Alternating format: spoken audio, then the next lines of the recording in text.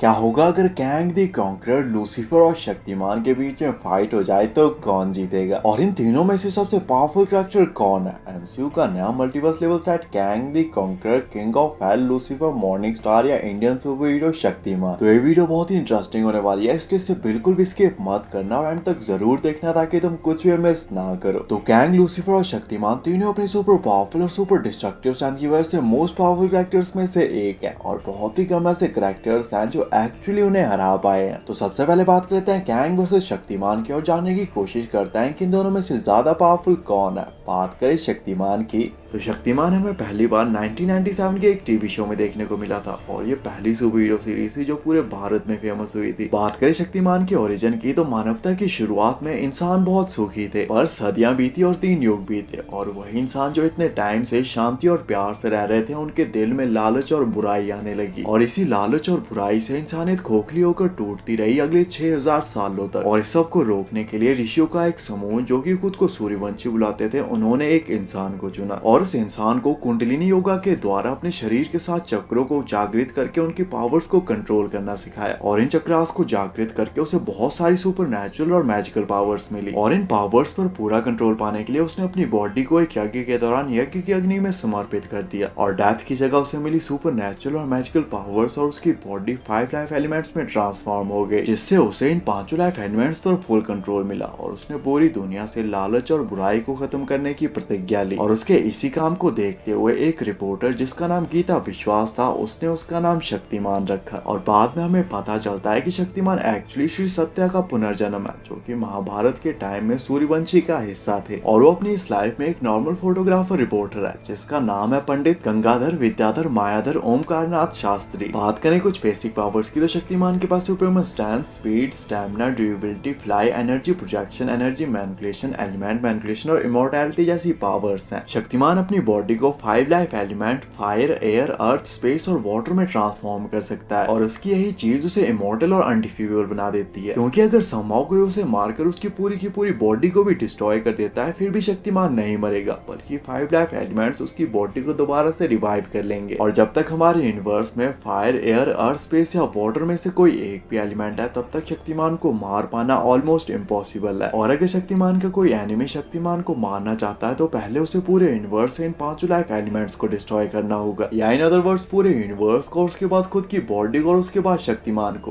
पर अगर एक भी लाइफ एलिमेंट बच गया तो शक्तिमान दोबारा से रिबॉर्न हो जाएगा। शक्तिमान लाइट की स्पीड से ट्रैवल कर सकता है, स्पेस में विदाउट ऑक्सीजन सांस ले सकता है, डायमेंशंस के बीच में ट्रैवल कर सकता है और सुपरमैन की तरह अपनी आंखों से लेजर लाइट भी छोड़ सकता है। और शक्तिमान की ये सब पावर्स उसे मार्वल और डीसी के बहुत सारे सुपर हीरो से कई गुना ज्यादा पावरफुल बना देती है। साथ ही शक्तिमान के पास कॉस्मिक अवेयरनेस भी है, जिससे उसे अपने यूनिवर्स या मल्टीवर्स में क्या चल रहा है सब पता होता है। तो ये थी शक्तिमान की पावर्स। और शक्तिमान की पावर्स को अच्छे से जान लेने के बाद अब बात कर लेते हैं कैंग की और जानने की कोशिश करते हैं कि आखिर ये कैंग कितना पावरफुल है। तो कैंग एक नॉर्मल ह्यूमन बीइंग है जिसका असली नाम नथानियल रिचर्ड्स है, जिसकी स्टोरी शुरू होती है आज से लगभग 900 साल बाद 31st सेंचुरी फ्यूचर में। कैंग की स्टोरी बहुत कॉम्प्लिकेटेड है, जिसमें time travel, timeline, multiple Kang, Kang के वेरिएंट्स और कैंग काउंसिल जैसी बहुत सारी चीजें हैं। तो नथानियल रिचर्ड्स 31st सेंचुरी में पैदा होता है और जैसा कि नाम से ही पता चल रहा है, ये फैंटास्टिक फोर के रीड रिचर्ड्स की फैमिली को बिलोंग करता है, जो कि अभी तक पूरी तरह से कंफर्म नहीं है, क्योंकि कॉमिक्स में बहुत सारे ऐसे इंसिडेंट भी हुए हैं जिससे ये पता लगता है कि ये डॉक्टर डूम से रिलेटेड है, जो कि अभी तक क्लियर नहीं है। और खुद कैंग भी ये नहीं जानता कि एक्चुअल में उसके एंसेस्टर्स कौन है। और इसी सवाल का जवाब जानने के लिए वो अपने पास्ट पर रिसर्च करना शुरू करता है और उसे पता चलता है रिचर्ड्स टाइटल अर्थ 616, फैंटास्टिक फोर और डॉक्टर डूम के बारे में। और इसी दौरान उसे अपने एंसेस्टर्स की एक टाइम मशीन भी मिलती है और वो अपने सवालों का जवाब जानने के लिए टाइम ट्रेवल करता है और पहुंच जाता है एंशिएंट इजिप्ट में, जिसके बाद वो अपने मिशन को भूलकर और अपनी आइडेंटिटी को चेंज करके पूरे इजिप्ट को कैप्चर कर लेता है और वहाँ का एक फैरो बन जाता है, जो कि वहाँ के लोगों के लिए गॉड की तरह था, क्योंकि वो फ्यूचर से आया था और वो ऐसी बहुत सारी चीजों के बारे में जानता था जो उस टाइम के लोग सोच भी नहीं सकते थे। और वो वहाँ पर पास्ट के सभी इवेंट्स, टाइमलाइन और आगे क्या होने वाला है सब कुछ जानता था। और वहाँ पर नथानियल आराम से रह रहा था, पर तभी फैंटास्टिक फोर की टीम वहाँ पर आ जाती है टाइमलाइन को सिक्योर करने के लिए। और क्योंकि नेथानियल के पास कोई भी सुपर पावर्स नहीं है, इसलिए वो इस फाइट को हार जाता है और फैंटास्टिक फोर उसे उस टाइमलाइन से भगा देते हैं। क्योंकि नेथानियल एक नॉर्मल ह्यूमन बीइंग था, और ये बात याद रखना कि वो अभी तक कैंग द कॉन्करर नहीं बना है, और ना ही उसके पास उसका टाइम ट्रैवल या फ्यूचर के एडवांस वेपन्स है। जिसके बाद नेथानियल अपनी टाइम मशीन में बैठकर अपने टाइम 30th सेंचुरी में जाने की कोशिश करता है, पर क्योंकि उसकी टाइम मशीन बहुत पुरानी थी और ठीक से काम नहीं कर रही थी, वो पहुंच जाता है करंट टाइमलाइन में, जहां पर एवेंजर्स, फैंटास्टिक फोर और डॉक्टर डूम ये सब होते हैं। जहां पर वो डॉक्टर डूम के साथ मिलकर पूरे अर्थ को कॉन्कर करने का प्लान बनाता है, पर इस टाइमलाइन में भी एवेंजर्स उसे बहुत बुरी तरह से हरा देते हैं। जिसके बाद वो फिर से अपनी टाइम मशीन में बैठकर दोबारा से अपने टाइम 30th सेंचुरी में जाने की ट्राई करता है, पर पता नहीं उसकी टाइम मशीन क्या ही है, इस बार वो पहुंच जाता है इस टाइम से 2000 साल आगे 14th सेंचुरी में। और जब वो यहाँ पहुंचता है तो वो देखता है कि ह्यूमंस और मशीन्स के बीच में वॉर चली हुई है और ह्यूमैनिटी ऑलमोस्ट खत्म होने वाली है, क्योंकि उन मशीन्स के पास ऐसी वेपन्स थी जो उस टाइम की नहीं थी बल्कि काफी पुरानी थी, इसलिए वहाँ पर कोई भी उन वेपन्स को यूज करना नहीं जानता था। पर क्योंकि नेथानियल पास से आया था और ये मशीन्स उसी के टाइम की थी, इसलिए वो इन मशीन्स को यूज और ऑपरेट करना जानता था। जिसके बाद वो इस वॉर को रोकने की जगह इन वेपन्स और टेक का यूज करके खुद को अपग्रेड करता है, अपने लिए एक आर्मर बनाता है, 40th सेंचुरी की पूरी अर्थ को ही कॉन्कर कर लेता है। जिसके बाद वो एक न्यू आइडेंटिटी लेता है और नेथानियल रिचर्ड्स से बन जाता है कैंग द कॉन्करर। जिसके बाद वो यहीं पे नहीं रुकता बल्कि अपने टेक और फ्यूचर के एडवांस वेपन्स का यूज करके उस टाइम की पूरी गैलेक्सी तक को कॉन्कर कर लेता है। इसके बाद की कैंग की स्टोरी में इतना ज्यादा टाइम ट्रैवल है कि उसे मास्टर ऑफ टाइम भी कहा जाता है, और इसी टाइम ट्रैवल की वजह से उसके बहुत सारे वेरिएंट्स भी हैं। इसके अलावा कैंग की स्टोरी में काउंसिल ऑफ कैंग भी है, जहाँ पर मल्टीवर्स के सभी कैंग है, और वहाँ पर है एक प्राइम कैंग, और इस प्राइम कैंग का सिर्फ एक मिशन है, हर एक टाइमलाइन के हर एक यूनिवर्स को कॉन्कर करना। बात करें पावर्स की तो कैंग एक नॉर्मल ह्यूमन बीइंग है जिसके पास कोई भी सुपर पावर्स नहीं है, और कैंग की मेन वेपन और पावर है उसका टाइम ट्रैवल और फ्यूचर का एडवांस टैक। साथ ही कैंग जीनियस लेवल इंटेलिजेंट, एक स्किल टैक्टिशियन और हैंड टू हैंड कॉम्बैट का मास्टर भी है, जिसके पास उसका फ्यूचर का एडवांस टैक और आर्मर है जो कि उसे सुपरमैन स्टैंड, स्पीड, स्टैमिना और ड्यूरेबिलिटी जैसी पावर्स प्रोवाइड करता है। साथ ही कैंग ने बैकअप प्लान के लिए अपने कुछ क्लोन्स भी बना के रखे हैं जो कि फिलहाल तो अनकॉन्शियस है, पर जैसे कैंग मरने वाला होगा कैंग का आर्मर उसकी कॉन्शियसनेस को उसके इन क्लोन्स में शिफ्ट कर देगा और कैंग उन क्लोन्स में दोबारा से जिंदा हो जाएगा, जो कि अलग अलग टाइमलाइन के अलग अलग यूनिवर्सेस में सेफ है, और ये चीज कैंग को ऑलमोस्ट इमॉर्टल बना देती है। तो ये थी कैंग की पावर्स, और कैंग और शक्तिमान की पावर्स को अच्छे से जान लेने के बाद अब बात कर लेते हैं फाइट कंपैरिजन की और जानने की कोशिश करते हैं कि इन दोनों में से ज्यादा पावरफुल कौन है और फाइट होने पर कौन जीतेगा। तो कैंग द कॉन्करर एमसीयू का नया मल्टीवर्स लेवल थ्रेट है जो कि रियलिटी के लिए सबसे बड़ा खतरा है, और वो अपने टाइम के पूरे प्लेनेट, गैलेक्सी और टाइमलाइंस तक को कॉन्कर कर चुका है, और इन सब चीजों के लिए कैंग के पास उसकी मेन वेपन है उसका टाइम ट्रैवल और फ्यूचर का एडवांस टैक और वेपन। और दूसरी तरफ शक्तिमान के पास सुपर नेचुरल और मैजिकल पावर्स है जो कि पूरे के पूरे यूनिवर्स के डिस्ट्रक्शन तक को सर्वाइव कर सकता है, इसलिए कैंग के किसी भी वेपन का शक्तिमान पर कोई भी असर नहीं होगा। शक्तिमान का 5 लाइफ एलिमेंट्स पर फुल कंट्रोल है और वो उन्हें अपने हिसाब से मैनिपुलेट और यूज कर सकता है, जिसमें वाटर भी है, पर मोस्ट ऑफ द चांसेस हैं कि आयरन मैन की तरह कैंग का भी सूट वाटरप्रूफ होगा, इसलिए कैंग को हरा पाना इतना भी आसान नहीं होगा। कैंग अपने दूसरे वेरिएंट्स या वेरिएंट्स की पूरी आर्मी को बुलाकर इस फाइट को जीतने की कोशिश कर सकता है, पर इससे भी कुछ ज्यादा फर्क नहीं पड़ेगा क्योंकि शक्तिमान इमॉर्टल है, और अगर समहाउ कैंग अपनी पावर्स का यूज करके शक्तिमान की पूरी बॉडी तक को भी डिस्ट्रॉय कर देता है, फिर भी शक्तिमान नहीं मरेगा बल्कि 5 लाइफ एलिमेंट्स उसकी बॉडी को दोबारा से रिवाइव कर देंगे। हाँ, अगर कैंग टाइम ट्रैवल करके पास में जाके किलबिश से पाप मणि ले आए वो अलग बात है। इसके अलावा कैंग के पास उसका फ्यूचर का एडवांस टैक और वेपन्स तो हैं, पर फिर भी उसकी बॉडी एक नॉर्मल ह्यूमन बीइंग की है जिसके पास कोई भी सुपर पावर्स नहीं है, और वो शक्तिमान के एक सिंगल पंच को भी सर्वाइव नहीं कर पाएगा। इसके अलावा शक्तिमान लाइट की स्पीड से ट्रैवल भी कर सकता है जो कि उसके लिए इस फाइट में एक प्लस फैक्टर होगा, क्योंकि शक्तिमान के पास कॉस्मिक अवेयरनेस है और डायमेंशंस के बीच में इजीली ट्रैवल भी कर सकता है, इसलिए बहुत ही जल्द वो समझ जाएगा कि कैंग टाइम ट्रैवल भी कर सकता है। और जैसे ही कैंग टाइम ट्रैवल का बटन दबाने वाला होगा शक्तिमान लाइट की स्पीड से ट्रैवल करके उसे रोक कर उसे हरा देगा, और कैंग को मारेगा नहीं क्योंकि शक्तिमान बुराई को खत्म करता है, बुरे लोगों को नहीं। अगर कैंग टाइम ट्रैवल करके पास में जाके शक्तिमान को पैदा होते ही मार दे वो अलग बात है, पर ऐसा करने पर कैंग और शक्तिमान की कभी फाइट ही नहीं होगी क्योंकि ना ही वो कभी बड़ा होगा, ना ही उसे उसकी पावर्स मिलेंगी और ना ही वो कैंग से मिलेगा, इसलिए फाइट कभी होगी नहीं। और अगर कैंग ऐसा नहीं करता तो कैंग ना ही शक्तिमान को मार सकता है ना ही उसे हरा सकता है, जबकि शक्तिमान कैंग को मार भी सकता है और उसे हरा भी सकता है, इसलिए शक्तिमान इस फाइट का एक अल्टीमेट विनर होगा और फाइट में चाहे जो भी हो इन दी एंड जीतेगा शक्तिमान ही। तो बात लेते हैं शक्तिमान वर्सेस लूसीफर की और जानने की कोशिश करता है कि इन दोनों में से ज्यादा पावरफुल कौन है। बात करें लूसीफर की तो लूसीफर का पूरा नाम लूसीफर मॉर्निंग स्टार है जो कि गॉड की फर्स्ट और ग्रेटेस्ट क्रिएशन है, इसलिए गॉड ने उसे ऑलमोस्ट फैक्ट बनाया था और वो सबसे पावरफुल एंजल है। लूसीफर स्टार्टिंग में एक एंजल ही था और वो बाकी एंजल्स के साथ हेवन में ही जाता था, पर बाद में उसे गॉड ने वहां से निकाल कर हेल का रूलर बना दिया, जिसके बाद वो बना किंग ऑफ हेल और यहीं से उसे उसके डेविल और सैटन जैसे नाम मिले। लूसीफर गॉड की फर्स्ट और ग्रेटेस्ट क्रिएशन था, इसलिए वो सबसे पावरफुल एंजल है जिसके पास बहुत सारी गॉडली पावर्स भी हैं और वो पावर्स के मामले में ऑलमोस्ट गॉड के ही बराबर पावरफुल है। पर टाइम के साथ चीजें चेंज हुई और गॉड ने उसे हेवन से निकाल कर हेल भेज दिया, जिसके बाद वो बना king of hell, demon lord, devil. बात करें लूसीफर की पावर्स की तो लूसीफर के पास godly strength, speed, stamina, durability, fly और इमॉर्टैलिटी जैसी पावर्स हैं। और गॉडली पावर्स को तुम सुपरमैन पावर से बिल्कुल भी कंपेयर मत करना, क्योंकि इन दोनों में बहुत ज्यादा डिफरेंस है। लूसीफर के पास इमेंसिव स्ट्रेंथ है और वो अगर अपनी फुल स्ट्रेंथ का यूज करे तो वो अपने एक ही अटैक में पूरे के पूरे यूनिवर्स तक को डिस्ट्रॉय कर सकता है। और बहुत ही कम ऐसे कैरेक्टर्स हैं जो एक्चुअली उसकी पावर्स को मैच कर सकते हैं। लूसीफर के पास गॉडली स्पीड है और वो किसी भी सर्वाइविंग बीइंग से ज्यादा फास्ट है, जो कि with in a blink of I hello या हेवन में पहुंच सकता है। लूसीफर बहुत ही ज्यादा ड्यूरेबल है और उस पर अर्थ या किसी भी दूसरे प्लेनेट की वेपन्स का कोई भी असर नहीं होता और उसको मारना या हार्म करना सिर्फ हेल या हेवन के वेपन से ही पॉसिबल है। लूसीफर के पास सुपर हीलिंग और रीजनरेशन की भी पावर है, जिससे वो अपने किसी भी बॉडी पार्ट को दोबारा से रीग्रो कर सकता है। साथ ही उसके पास कॉस्मिक अवेयरनेस भी है, जिससे उसे उसके यूनिवर्स या मल्टीवर्स में क्या चल रहा है सब कुछ पता होता है। लूसीफर एंटमैन की तरह अपने साइज को छोटा बड़ा कर सकता है, हेल फायर को मैनिपुलेट कर सकता है, डायमेंशंस के बीच में इजीली ट्रैवल कर सकता है और मरे हुए लोगों को दोबारा से जिंदा भी कर सकता है। और अगर तुम्हें ये भी कम लग रहा है तो लूसीफर किसी की भी बॉडी से उसकी सोल को निकाल सकता है, डीमंस और एंजल्स के साथ कम्युनिकेट कर सकता है और टाइम को भी फ्रीज कर सकता है। लूसीफर जीनस लेवल इंटेलिजेंट है और वो जैसे अपनी डेमन वाली फॉर्म में जाता है उसकी पावर्स और भी कई गुना बढ़ जाती हैं, क्योंकि वो उसकी ट्रू फॉर्म है और वो इसमें लोगों की डीपेस्ट और डार्केस्ट डिजायर्स का भी पता लगा सकता है, उन्हें इल्यूजन सिखा सकता है और उन्हें हेल में भी ट्रैप कर सकता है। वैसे तो लूसीफर के पास और भी बहुत सारी पावर्स हैं, लेकिन अगर हम उन सबके बारे में बात करेंगे तो वीडियो बहुत लंबी बन जाएगी और उसे कोई नहीं देखेगा, इसलिए फिलहाल के लिए इतनी बहुत है। और लूसीफर आज तक सिर्फ एक बैटल हारा है, जब सभी एंजल्स ने मिलकर उसे हेवन से निकाला था। तो ये थी लूसीफर की पावर्स। और लूसीफर और शक्तिमान की पावर्स को अच्छे से जान लेने के बाद अब बात कर लेते हैं फाइट कंपैरिजन की और जानने की कोशिश करते हैं कि इन दोनों में से ज्यादा पावरफुल कौन है और फाइट होने पर कौन जीतेगा। तो लूसीफर बहुत ही पावरफुल कैरेक्टर है, जो कि पहले एक एंजल था और अब डीमन लॉर्ड डेविल है, जिसके पास बहुत सारी गॉडली पावर्स भी हैं। जबकि दूसरी तरफ शक्तिमान एक नॉर्मल ह्यूमन बीइंग था और अब भी वही है, बस कुछ सुपरनेचुरल पावर्स के साथ, जो कि उसे कुंडलिनी योगा से मिली है। लूसीफर लाइट की स्पीड से ट्रैवल कर सकता है और उसको मारना या हार्म करना सिर्फ हेल या हेवन के वेपन से ही पॉसिबल है। जबकि दूसरी तरफ शक्तिमान भी लाइट की स्पीड से ट्रैवल कर सकता है, पर उसे मारना या हार्म करना हेल या हेवन के वेपन से भी पॉसिबल नहीं है, क्योंकि अगर लूसीफर शक्तिमान की बॉडी को हेल या हेवन की वेपन या हेल फायर से कंप्लीटली डिस्ट्रॉय भी कर देता है, फिर भी शक्तिमान नहीं मरेगा, बल्कि 5 लाइफ एलिमेंट्स उसको फिर से रिवाइव कर लेंगे। लूसीफर बहुत ही पावरफुल कैरेक्टर है, जो कि अपने एक ही अटैक में पूरे के पूरे यूनिवर्स तक को डिस्ट्रॉय कर सकता है, पर इसका भी शक्तिमान पर ज्यादा कुछ असर नहीं होगा, क्योंकि वो तब तक नहीं मर सकता जब तक 5 लाइफ एलिमेंट्स में से एक भी उसके आसपास है, और 5 लाइफ एलिमेंट्स का यूनिवर्स से खत्म होना ऑलमोस्ट इम्पॉसिबल है। दूसरी तरफ लूसीफर इमॉर्टल तो है, पर उसको मारना एक्चुअली हेल या हेवन के वेपन से पॉसिबल है। और क्योंकि शक्तिमान हमारा इंडिया का सुपर हीरो है, इसलिए उसके लिए अपने गुरु या किसी देवता से हेल या हेवन के वेपन का जुगाड़ करना उतनी भी कोई बड़ी बात नहीं है। और शक्तिमान बुराई को खत्म करता है, बुरे लोगों को नहीं, इसलिए मोस्ट ऑफ द चांसेस है कि शक्तिमान लूसीफर को मारने की जगह उसके खिलाफ होल्ड बैक करके उसे समझाने या उसे हराने की कोशिश करेगा। जबकि दूसरी तरफ लूसीफर के लिए जीतना ही सब कुछ है और वो जीतने के लिए किसी भी हद तक जा सकता है। इन दोनों के पास ही एक दूसरे को मारने के लिए इनफ पावर्स नहीं है और ना ही ये दोनों कभी हार मानेंगे, इसलिए पॉसिबल है कि ये फाइट अगले हजारों सालों या इटर्निटी तक ऐसे ही चलती रहे। पर बात करें एंड रिजल्ट की तो 5 लाइफ एलिमेंट्स का यूनिवर्स से गायब होना ऑलमोस्ट इम्पॉसिबल है, जबकि शक्तिमान को हेल या हेवन की वेपन मिल सकती है और शक्तिमान अपने गुरुओं या देवताओं की हेल्प से हेल या हेवन की वेपन ला सकता है। इसलिए एटलीस्ट मेरे हिसाब से इस फाइट के जीतने के चांसेस शक्तिमान के ज्यादा हैं, जिसमें संभव शक्तिमान हेल या हेवन की वेपन को अरेंज करके लूसीफर को हराकर इस फाइट का एक अल्टीमेट विनर बन सकता है। और एटलीस्ट मेरे हिसाब से ये फाइट बहुत ज्यादा लंबी चलेगी, बट एंड में इस फाइट का विनर शक्तिमान ही होगा। बाकी आपके हिसाब से इस फाइट की और क्या पॉसिबिलिटीज हो सकती हैं और नेक्स्ट वीडियो किस टॉपिक पर बनाना चाहिए, कमेंट करके जरूर बताना। ऐसी अमेजिंग वीडियोस के लिए चैनल को सब्सक्राइब कर देना एंड थैंक्स फॉर वॉचिंग।